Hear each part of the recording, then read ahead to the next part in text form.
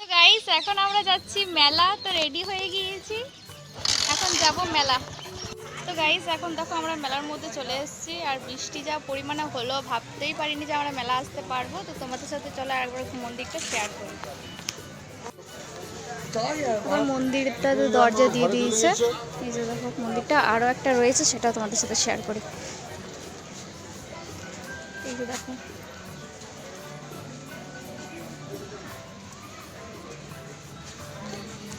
ওই দিকটাতে মেলা। চলো এবার মেলা যাই।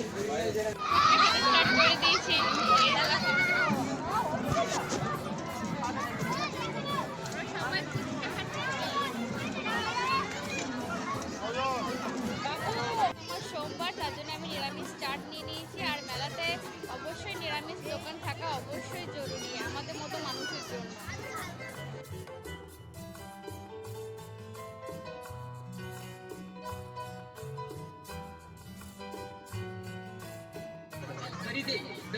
এইগুলো নিয়েছে, তার উপরে এত জিনিস থাকার সত্ত্বেও মাত্র পেয়েছে 4 টাকা। আর এটার দাম মাত্র 5 টাকা, সেই জায়গায় 20 টাকা দিতে হবে। छोटा बड़ा कोई भी फंस सकते हो और 10 रुपए का लॉटरी আর কিছু পেলো না, আর এত কিছু শুধু সাজানোর জন্য রাখা, দেখছো?